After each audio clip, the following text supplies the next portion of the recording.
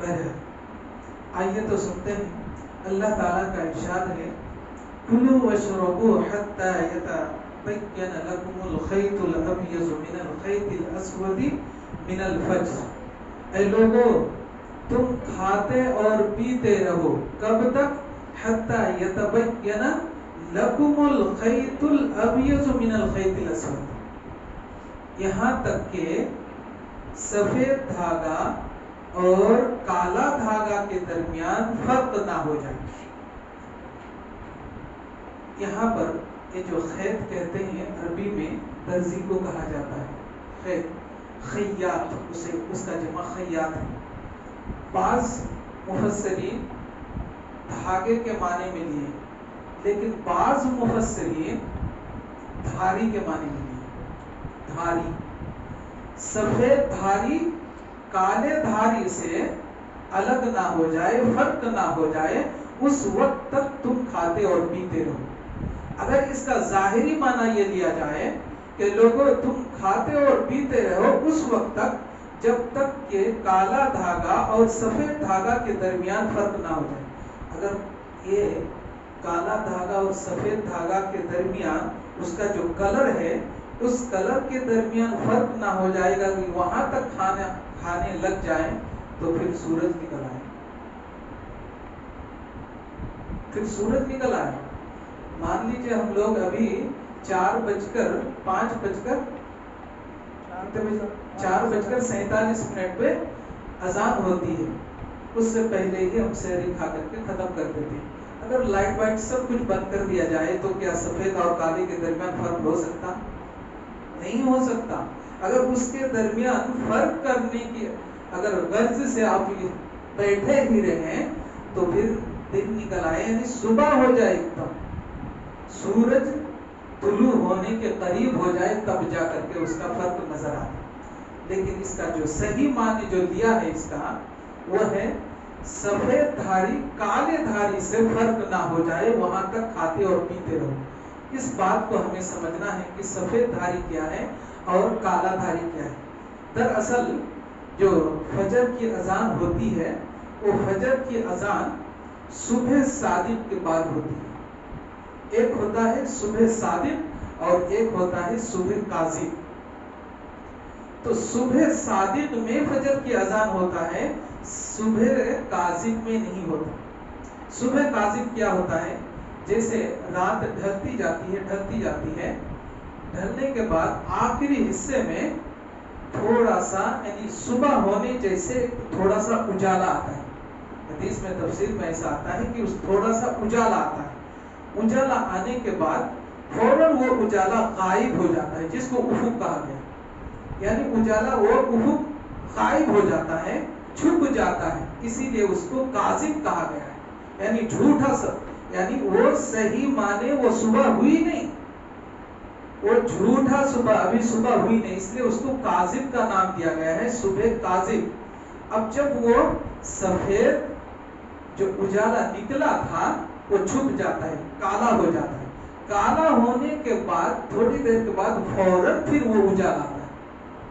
اب جب وہ دوسرا اجالا آتا ہے وہ ہے صبح صادق. تو صبح صادق جب ہوتی ہے تو اس وقت جو ہے نا فجر کی اذان دی جاتی ہے. ایک مرتبہ کیا ہوا، حضرت بلال رضی اللہ تعالی عنہ، اس زمانے میں تو گھڑی تو نہیں تھی، اس طرح لائٹ تو نہیں تھی. وہ لوگ کیا گھر سے نکلتے تھے اور آسمان کی طرف دیکھتے. آسمان میں کچھ ستارے، آج بھی بڑے بزرگ لوگ وہ آسمان کے ستارے دیکھ کر کے اندازہ لگا لیتے ہیں کہ اب صبح ہونے والی ہے، صبح کے صادق ہے، صبح کاذب ہے، اندازہ لگا لیتے ہیں. خاص طور سے گاؤں دیہاتوں کے لوگ زیادہ اس چیز میں ماہر ہوتے ہیں. تو حضرت بلال رضی اللہ تعالیٰ عنہ اٹھے، دیکھا وہی سفیدی آ گئی ہے، تو یوں سمجھے کہ یہ تو صبح صادق ہو چکا ہے تو ہمیں اذان دینی چاہیے. حضرت بلال رضی اللہ تعالیٰ عنہ اذان دینے لگے. اذان دیتے ہی فوراً وہ سفیدی غائب ہو جاتی ہے اور وہ پھر کالا دھاری وہی آ جاتی ہے. وہ سفیدی چھپ جاتی ہے اور کالا دھاری آ جاتی ہے. اللہ کے رسول صلی اللہ علیہ وسلم آتے ہیں اور عرض کرتے ہیں، بلال تم نے صبح کاذب میں ہی اذان دے دی ہے، یعنی وقت سے پہلے ہی تم نے اذان دے دی ہے، لہٰذا تم کیا کرو دوبارہ اذان دو۔ صبح کاذب ختم ہو کر کے جب صبح صادق آئی تب اللہ کے رسول صلی اللہ علیہ وسلم نے حکم دیا کہ اب تم دوبارہ اذان دو۔ یہ حدیث کو مد نظر رکھتے ہوئے ائمہ کا فتویٰ ہے اس کے اوپر کہ اگر وقت سے پہلے کوئی اذان دے دیتا ہو تو وہ اذان یعنی قابل قبول نہیں، دوبارہ اذان دی جائے گی۔ وقت داخل ہونے کے بعد ہی اذان دی جاتی ہے، وقت سے پہلے چاہے وہ کوئی بھی وقت ہو، یعنی ظہر، عصر، فجر، مغرب، عشاء کوئی بھی ہو، وقت سے پہلے اذان نہیں ہوتی۔ اگر کوئی بھول چوک سے اگر دے بھی دیتا ہے تو دوبارہ اذان دی جائے گی۔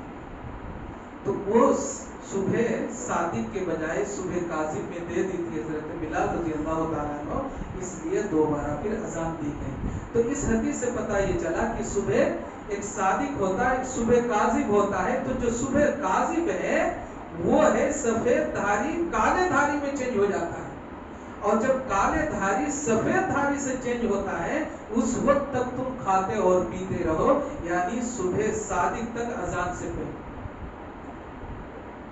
اللہ کے رسول صلی اللہ علیہ وسلم ماں عائشہ رضی اللہ تعالیٰ عنہ کی بخاری کی روایت ہے، سوال کرتے ہیں اللہ کے رسول کی حدیث کے تعلق سے کہ ایک انسان سحری کھائیں گے تو سحری کب تک کھانی چاہیے، سحری کب تک کھانی چاہیے؟ تو یہاں تو حکم دے دیا کلوا واشربوا حتی یتبین لکم الخیط الابیض من الخیط الاسود، کہ تم کھاتے اور پیتے رہو یہاں تک کہ سفید دھاری کالے دھاری کے درمیان فرق نظر نہ آئے، اس وقت تک کھاتے اور پیتے رہو۔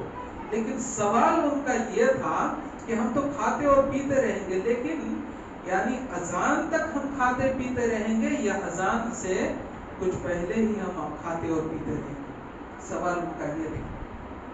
تو ماں عائشہ رضی اللہ تعالیٰ عنہ نے کہا کہ اللہ کے رسول صلی اللہ علیہ وسلم کا جو معمول تھا کہ سحری ختم اور اذان کے درمیان ہم کھانا کھا کر کے اٹھے، سحری کھا کر کے اٹھے، اٹھنے کے بعد اذان اس وقت دی جاتی تھی، اس کے درمیان یعنی سحری اور اذان کے درمیان جو ڈسٹینس اور فاصلہ ہوتا تھا کم سے کم 50 آیت، کم سے کم 50 آیت تلاوت کرنے کا وقت جتنا لگتا ہے اتنا فاصلہ ہوتا تھا، اس کے بعد ہی اذان ہوتی تھی۔ بخاری کی روایت ہے۔ آج لیکن اس کے اوپر عمل نہیں ہوتا۔ آج کیا ہوتا ہے، جیسے اذان کے لیے دوڑتے فوراً فریج کی طرف دوڑتے لوگ، ادھر اذان ہوتی رہتی ادھر پیتے رہتے، یہ ہوتا ہے۔ ایسا بھی ہوتا ہے آخر تک وہ پیتے رہتے ہیں، لیکن ایسا نہیں ہونا چاہیے۔ یہاں حدیث بالکل واضح ہے کہ سحری اور اذان کے درمیان 50 آیت پڑھنے کا جتنا وقت لگتا ہے اس سے پہلے ہی سحری ختم ہو جانا چاہیے، کھانا پینا ختم ہو جانا چاہیے۔ یہ نہیں کہ اذان کے لیے آئے تب جا کر کے اٹھ کر کے پانی پی لے، دودھ پی لے، ایسا نہیں ہونا چاہیے، یہ مطلب سنت کے خلاف ہے۔ تو یہ بات ہو گئی سحری کے تعلق سے اور کھانے اور پینے کے تعلق سے۔ پھر اب ہم سحری کھا لیے، سحری کھانے کے بعد ہمیں روزہ پورا کرنا ہے، تو کہا ثم اتموا الصیام الی اللیل، پھر تم اس روزے کو، جس روزے کی نیت سے تم نے سحری کھایا، پھر تم اس کو پورا کرو۔ کب تک؟ اگلے رات تک۔ اب یہ رات تو ختم ہونے جا رہی ہے، سحری کھائے، رات ختم ہونے کو بس 1-1.5 گھنٹہ 2 گھنٹہ ٹائم رہتا، ختم ہونے کے بعد پھر پورے دن گزر جانے کے بعد سورج جہاں غروب ہوتا ہے وہاں سے رات شروع ہو جاتی ہے، اس لیے کہا الی اللیل ثم اتموا الصیام الی اللیل، پھر اس روزے کو پورا کرو رات تک، رات تک پورا کرنے کا حکم ہے۔ یہاں پر ایک قابل غور بات ہے اور مسئلہ سمجھنا ہے۔ یہاں افطاری کے تعلق سے کہا جا رہا ہے کہ افطاری تک یعنی غروب تک تم اس روزے کو مکمل کرو اور افطاری کرو۔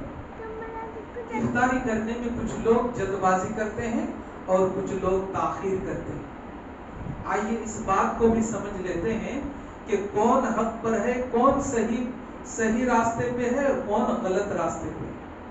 اللہ کے رسول صلی اللہ علیہ وسلم ارشاد فرماتے ہیں کہ حضرت عائشہ رضی اللہ تعالی عنہا سے دریافت کرتے ہیں، سوال پوچھتے ہیں، مسئلہ دریافت کرتے ہیں اس بارے میں کہ اللہ کے رسول صلی اللہ علیہ وسلم کے ساتھیوں میں سے، صحابیوں میں سے 2 ایسے صحابی ہیں جو مغرب کی نماز میں نماز بھی جلدی کرتے ہیں اور افطاری بھی جلدی کرتے ہیں، لیکن ان میں سے ایک تو جلد بازی کرتے ہیں اور دوسرا نماز میں بھی تاخیر کرتے ہیں، افطاری میں بھی تاخیر کرتے ہیں. ماں عائشہ رضی اللہ تعالی عنہا پوچھ لیتے ہیں کہ جلد بازی کرنے والا کون ہے؟ افطاری میں بھی جلد بازی کرتے ہیں اور نماز میں بھی جلد بازی کرتے ہیں، وہ کون ہے؟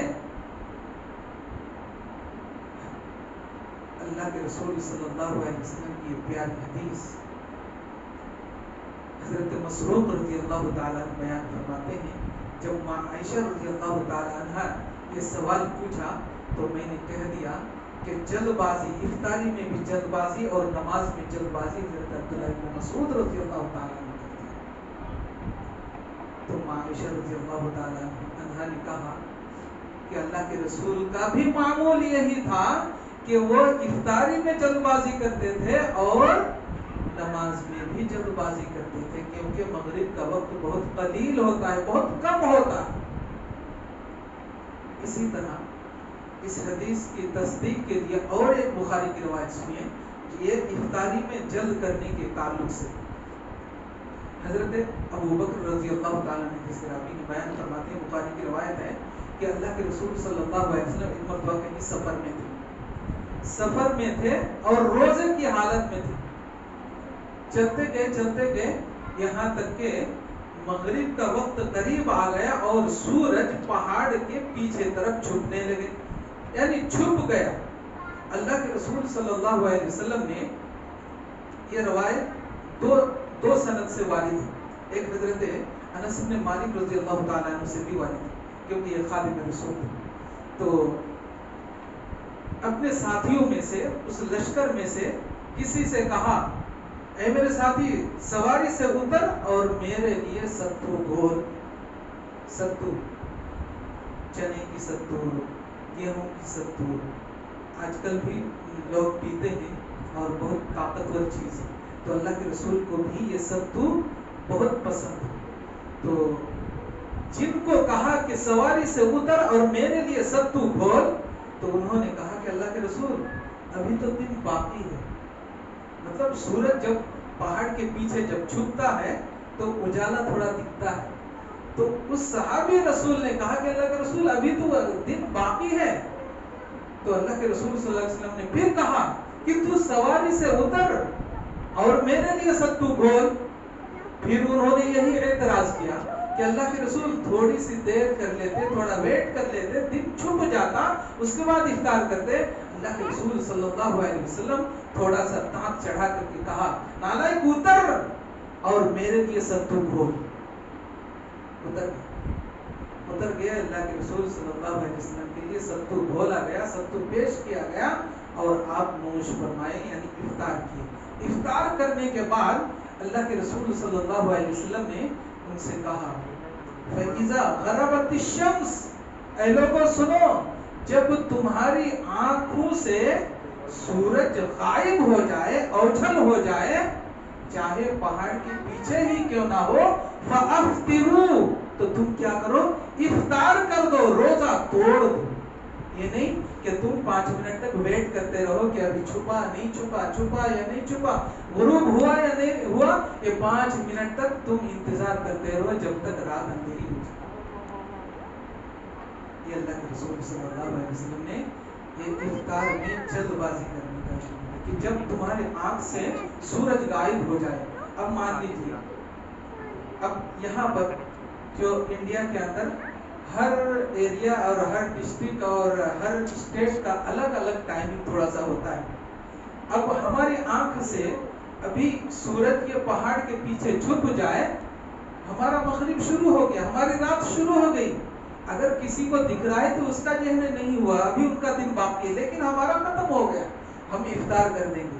اور افطار میں جلد بازی جو کرتے ہیں ان کے لیے اللہ کے رسول صلی اللہ علیہ وسلم ارشاد فرماتے ہیں کہ حضرت سہل بن سعد رضی اللہ تعالیٰ عنہ بیان فرماتے ہیں کہ ان رسول اللہ صلی اللہ علیہ وسلم قال لا يزال الناس بخیر ما عجل الفطر، کہ لوگ اس وقت تک بھلائی میں رہتے ہیں، خیر میں رہتے ہیں، جب تک وہ افطاری میں جلد بازی کرتے ہیں. تو آپ خیر چاہتے ہیں یا خیر نہیں چاہتے؟ اگر خیر چاہتے ہیں تو افطاری میں جلدی کریں. جلد کرنے کا بھی مطلب یہ نہیں کہ سورج ابھی دکھ رہا ہے نظر کے سامنے اور افطار کر کے بیٹھ جائیں، ایسا بھی نہیں. سورج چھپ جانا چاہیے، ہمارے آنکھ سے اوجل ہو جانا چاہیے اور افطار میں جلدی کریں. تو اس میں خیر کی بات کہی گئی ہے. تو لہٰذا اس کے اوپر عمل کریں، اور یہ نہیں کہ 5 منٹ تک ان کی اذان ابھی ہوئی نہیں، ان کی اذان ہو گئی، اب ویٹ کرتے رہتے جب تک 5 منٹ نکل جائے اندھیرا چلا جاتا ہے. یہ اس خیر سے ہم محروم ہو جاتے ہیں. آگے چلتے ہیں. وَلَا تُبَاشِرُهُنَّ وَأَنْتُمْ عَاكِفُونَ، اور تم اپنی بیویوں سے مباشرت مت کرو جب تم اعتکاف میں ہو. ایک بہت بڑا مسئلہ ہے. انسان جب آخری رمضان کے آخری حصے میں اعتکاف میں بیٹھتے ہیں، اس تعلق سے اللہ تعالیٰ نے یہ ارشاد فرمایا کہ جب تم اعتکاف میں بیٹھ جاؤ تو اپنی بیویوں سے مباشرت مت کرو، ہم بستر مت ہو. اس تعلق سے اللہ کے رسول صلی اللہ علیہ وسلم اس کی وضاحت فرماتے ہیں کہ جب چاہے مرد ہو یا عورت، اعتکاف کے لیے مسجد ہی ان کی جگہ ہوگی. عورت گھر میں اعتکاف میں نہیں بیٹھ سکتی ہے، مسجد میں ہی ان کا انتظام ہو تو وہ اعتکاف میں بیٹھے، ورنہ نہیں بیٹھے. اور مرد حضرات تو یہ بیٹھیں گے، یعنی مسجد ہی اعتکاف کی جگہ ہے. اب رہی بات کہ شوہر اپنے اعتکاف میں بیٹھے ہیں، سر درد ہوا، کوئی طبیعت خراب ہوئی، تو ایسے موقع سے اپنی بیوی کو بلا سکتے ہیں یا نہیں؟ تو اس تعلق سے کئی روایتیں ہیں. اللہ کے رسول صلی اللہ علیہ وسلم سے حضرت صفیہ بنت حوی رضی اللہ تعالی عنہا بیان فرماتی ہیں کہ اللہ کے رسول صلی اللہ علیہ وسلم اعتکاف میں تھے اور سر درد ہوا. سر میں درد ہونا شروع ہوا تو اللہ کے رسول بلائے بھیجے. میں آئی اور اللہ کے رسول صلی اللہ علیہ وسلم اپنے خیمے سے تھوڑا سا سر کو باہر نکال دیے. میں تھوڑا سا سر کو مالش کر دیا. پھر مالش کرنے کے بعد خیر خبر لینے کے بعد جب میں چلنے لگی، یعنی مسجد سے باہر اس خیمے سے باہر نکلنے لگی، تو اللہ کے رسول صلی اللہ علیہ وسلم بھی اٹھ کر کے میرے ساتھ ہو گئے اور مسجد کے دروازے تک آ گئے. مسجد کے، اور وہ وقت تھا مغرب کے بعد کا وقت تھا، اندھیرا وقت تھا. مسجد کے دروازے پر اللہ کے رسول بھی کھڑے ہیں اور ان کی اہلیہ محترمہ جو امہات المؤمنین ہیں حضرت صفیہ بنت حوی، وہ بھی بازو میں کھڑی. اتنے میں 2 صحابی جو انصار میں سے ہیں، راستے سے ان کا نکلنا ہوا. دیکھا اندھیرا تھا، لائٹ تو نہیں تھی اب کے جیسے، تو دیکھا کہ اللہ کے رسول اور کوئی عورت بھی کھڑی ہے. تو اللہ کے رسول صلی اللہ علیہ وسلم کو دیکھ کر کے تھوڑا سا تیز قدم چلنے لگے، تھوڑا سا تیز قدم چلنے لگے. تو ان کی یہ حرکت دیکھ کر کے، اب تک تو سلو چلتے ہوئے آئے، لیکن جیسے ان کی نظر پڑی تب وہ ان کا قدم تیز ہو گیا. اللہ کے رسول صلی اللہ علیہ وسلم کو بھی دھوکا ہوا کہ کہیں یہ میرے بازو میں میری اہلیہ جو کھڑی ہیں، کہیں ان کے بارے میں ان کے دل میں شیطان کوئی وسوسہ نہ ڈال دے کہ اللہ کے رسول کو کوئی پرائی عورت کے ساتھ کھڑے دیکھے. نعوذ باللہ من ذلک. تو اللہ کے رسول کو بھی دھوکا ہوا کہ شیطان ان کو فتنے میں ڈال دیں گے، کیونکہ ان کا جو تیز قدم چلنا ہی یہ بتا رہا ہے. اللہ کے رسول صلی اللہ علیہ وسلم نے ان دونوں کو بلایا. اے میرے ساتھی، اے میرے صحابی، ادھر آؤ.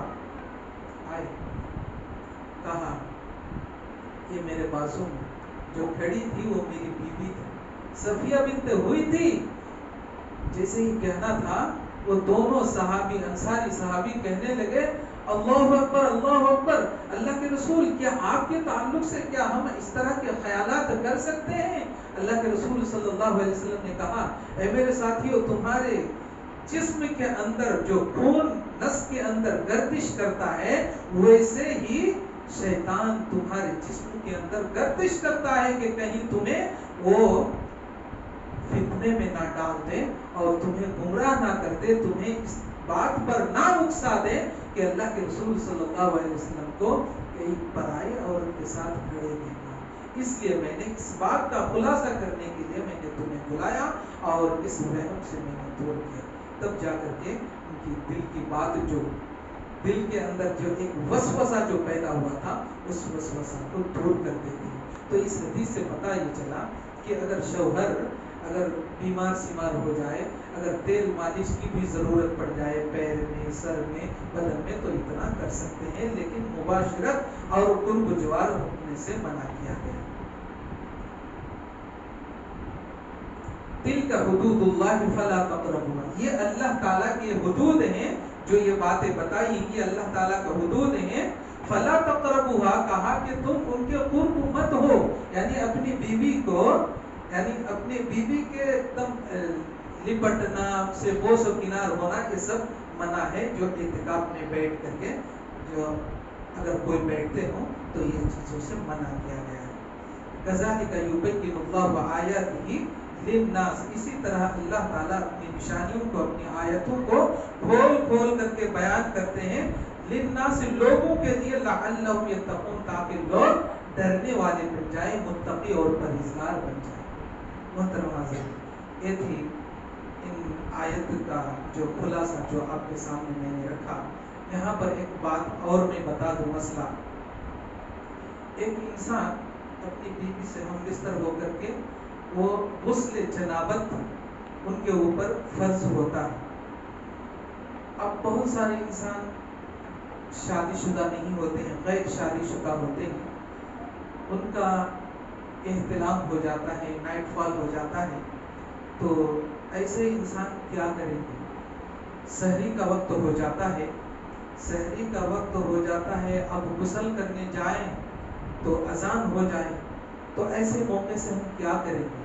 تو اللہ کے رسول صلی اللہ علیہ وسلم، عائشہ رضی اللہ تعالیٰ عنہ بیان فرماتی ہیں کہ اللہ کے رسول صلی اللہ علیہ وسلم ہم بستر ہوتے اور رات کے آخری حصے میں جا کر کے غسل کرتے، یہاں تک کہ کبھی کبھار ایسا بھی ہوتا کہ اب وقت نہیں ہے تو فوراً وضو کر لیتے تھے، سحری کھا لیتے اور کھا لینے کے بعد پھر غسل کرتے، اس کے بعد پھر نماز کے لیے جاتے۔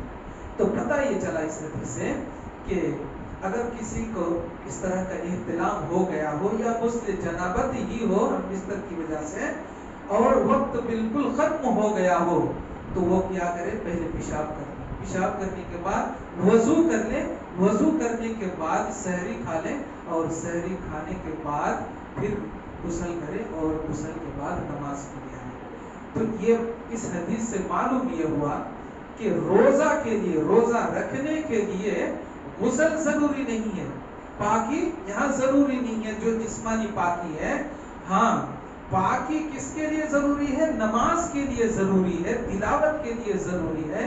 لہذا جب نماز کے لیے آئیں تب آپ کو غسل کرنا ضروری ہے، لیکن سحری کھانے کے لیے، روزہ رکھنے کے لیے غسل ضروری نہیں ہے۔ اگر وقت ہے تو کر لیجیے فبیا، وقت نہیں ہے تو آپ وضو کر کے آپ سحری کھا لیں، اس کے بعد آپ غسل کر کے نماز کے لیے آئیں۔ یہ مسئلہ آپ کے سامنے ایک ختم ہوا۔ ایک مسئلہ آیا ہے، یہ جو فطر کے اندر قنوت پڑھتے ہیں تو قنوت کے اندر کئی الفاظ کمی بیشی ہیں، جیسے آخر میں آتا ہے وَنَسْتَغْفِرُكَ وَنَتُوبُ إِلَيْكَ وَصَلَّى اللَّهُ عَلَى النَّبِيِّ۔ کئی سند سے یہ دعا مروی ہے اور سند الگ الگ ہیں، لہذا میں جس طرح وَنَسْتَغْفِرُكَ میں نہیں پڑھتا ہوں، جو جس روایت کو میں یاد کیا ہوں اس روایت میں وہ چیز نہیں ہے، ہاں دوسری روایت میں ہے۔ اور اس قنوت کے تعلق سے علماء کا بہت کلام ہے، یہاں تک کہ صلی اللہ علیہ نبی کے اوپر بھی کلام ہے۔ بعض کہتے ہیں اس کو نہیں پڑھنا چاہیے، بعض کہتے ہیں کہ پڑھنا چاہیے۔ جس طرح علامہ البانی رحمہ اللہ ان کا یہ فتویٰ ہے کہ نہیں ان کو پڑھنا چاہیے، اس لیے میں ان کو اپنا لیا. بہت سارے مساجد میں پڑھتے نہیں ہیں اس کو. اور اسی طرح وَنَسْتَغْفِرُكَ وَنَتُوبُ إِلَيْكَ، بعض سند کے اعتبار سے اس کو نہیں لیا گیا، اس لیے بعض حفاظ یا بعض ائمہ اس کو پڑھتے ہیں اور بعض نہیں پڑھتے. لہذا اس کے اوپر زیادہ طول دینے کی ضرورت نہیں ہے. آپ کو اگر مرضی ہے، پسند ہے تو پڑھیے، نہیں پسند ہے تو نہیں پڑھیے. اس کے اوپر کوئی اعتراض کرنے کی ضرورت نہیں اور کوئی خاص بات بھی نہیں ہے. اور ایک کیا مسئلہ تھا؟ ہاں، اللہم اہدنی فیمن ہدیت. دیکھیے ہم نے حدیث کو بہت چھانا اور بہت اس تعلق سے بہت ہی میں نے اس کا ریسرچ کیا، لیکن کہیں بھی اللہم اہدنا کا صیغہ کہیں بھی استعمال ہوا نہیں. حدیث میں کہیں بھی اس طرح کا لفظ آیا نہیں کہ اللہم اہدنا فیمن ہدیت وعافنا فیمن عافیت وتولنا فیمن تولیت. اس طرح کا لفظ ہم نے ابھی تک نہیں پڑھا. ہاں، بعض مساجد میں اس طرح کا حفاظ اکرام یا ائمہ اکرام اپنی طرف سے وہ صیغہ کو لگاتے ہیں اور جو ہے نا پڑھتے ہیں، تسنیہ کا صیغہ، جمع کا صیغہ استعمال کرتے ہیں اور پڑھتے ہیں. لیکن میری نظر سے اس طرح کی حدیث نہیں دکھتی ہے. جب حدیث نہیں ہے تو میں کیسے لگا سکتا ہوں؟ میں کون ہوتا ہوں؟ اللہم اہدنا، اللہ کے ٹھیک ہے، اللہ کے رسول صلی اللہ علیہ وسلم 3 دن تو جماعت تک پڑھے تھے نا. 3 دن تک 3 دن کی نماز تو پڑھی اللہ کے رسول نے. اور اللہ کے رسول صرف تراویح ہی کی نہیں بلکہ دیگر دنوں میں بھی آپ تہجد کی نماز پڑھے اور آپ کے پیچھے کئی صحابہ اکرام بھی آپ کے پیچھے نماز پڑھے. لیکن آپ صلی اللہ علیہ وسلم وہاں بھی جمع کا صیغہ استعمال کر سکتے تھے، لیکن تو کیا نہیں. تو میں کون ہوتا ہوں کرنے والا کہ اللہم اہدنا فیمن ہدیت؟ جب حدیث سے ثابت نہیں ہے تو میں کیسے پڑھ سکتا ہوں؟ اس لیے میں پڑھتا نہیں کہ کہیں ہمیں اس کی ثبوت ملی ہی نہیں ہے. ہاں، آپ پھر سوال کر سکتے ہیں تو پھر اور دیگر مساجد میں کوئی ائمہ یا کوئی حفاظ پڑھتے ہیں تو وہ کیسے پڑھتے ہیں؟ تو اس کا سوال کا جواب آپ انہیں سے پوچھیں کہ وہ اگر کہیں پڑھے ہو، کہیں ان کو اگر ملی ہو تو وہ اس کا جواب دیں گے. لیکن مجھے نہیں ملی ہے، اس لیے میری طرف سے یہ ہے خلاصہ ہے کہ مجھے نہیں ملی ہے، اس کا ثبوت نہیں ہے، اس لیے میں نہیں پڑھتا ہوں. اللہم اہدنی کا ثبوت ہے اور اللہم اہدنی کا ہی میں پڑھتا ہوں. اسی طرح اور ایک مسئلہ میں بتا دوں، بعض ائمہ جب جنازہ عورت کا آتا ہے، عورت کا جنازہ آتا ہے، وہاں بھی جملہ کو چینج کرتے ہیں. اللہم اغفر لہا کہتے ہیں، اللہم اغفر لہا ورحمہا وعافہا واکرم نزلہا. اس طرح پڑھتے ہیں، عورت کے لیے پڑھتے ہیں. تو اللہ کے رسول صلی اللہ علیہ وسلم عورت کا جنازہ نہیں پڑھے تھے کبھی. یہ حدیث بھی مجھے ابھی تک نہیں ملی اس طرح کا الفاظ کہ آپ عورت کے تعلق سے اس طرح کا خاص الفاظ جو ہے نا ان کو جو ہے نا دے کر کے جو ہے آپ نے نماز جنازہ پڑھی. اس طرح کی بھی روایت ابھی تک نہیں ملی. اور اس حدیث کا خلاصہ کرنے کے لیے میں نے طائف میں سب سے بڑا جو سینٹر ہے دعویٰ سینٹر، وہاں بھی میں نے اس سوال کو رکھا، لیکن وہاں سے بھی جواب دینے سے قاصر ہے ہی نہیں. اس کا اللہم اغفر لہو ورحمہ، اس کے اندر جو اللہم اغفر لہو، جو ہو ضمیر ہے، ہو ضمیر مرد کی طرف بھی ہے اور عورت کی طرف بھی ہے، بچے کی طرف بھی ہے، جوان کی طرف بھی ہے، بوڑھے کی طرف بھی ہے، سب کی طرف ہے. ہو ضمیر کسی کے لیے خاص نہیں، عام ہے. جب عام لفظ اللہ کے رسول نے استعمال کیا تو پھر میں اپنی طرف سے پھر ایک عورت کے لیے ایک لفظ خاص کیسے استعمال کر سکتا؟ اس لیے وہاں بھی میں چاہے عورت ہو یا پھر مرد ہو، اللہم اغفر لہو کا ہی لفظ استعمال کرتا. یہی ثابت اللہ کے رسول صلی اللہ علیہ وسلم، یہی میں پڑھتا ہوں اور یہ دعائے قنوت بھی یہی پڑھتا ہوں. اور اگر کسی کو اس کے اوپر بھی اعتراض ہو تو جو پڑھتے ہیں اس سے آپ سوال کر سکتے ہیں. اللہ تعالیٰ سے دعا کروں کہ اللہ تعالیٰ ہم سب کو نیک عمل کی توفیق عطا فرمائے. اللہ تعالیٰ ہماری اس بیٹھک کو قبول فرمائے. اللہ تعالیٰ ہماری ذکر اذکار تسبیح و تحلیل کو قبول فرمائے. اللہ تعالیٰ ख़वातीन की भी मग़फ़िरत फरमाए। या अल्लाह तो हमारे बाल बच्चों को भी राह रास्त पर चलने की तौफीक अता फरमा। या अल्लाह तो सेहत व आफ़ियत अता फरमा, सेहत व तंदुरुस्ती अता फरमा। हर बला मुसीबत और बीमारी से हमारी हिफाजत फरमा, हमारे माँ और बहनों की हिफाजत फरमा, हमारे बाल बच्चों की हिफाजत फरमा, हमारे दोस्त अहबाब और दीगर उम्मत मुस्लिमा की सबकी हिफाजत फरमा। या अल्लाह तो हमारी दुआओं को अपने फज़ल करम से कबूल फरमा। आमीन तक़ब्बल या रब्बल आलमीन।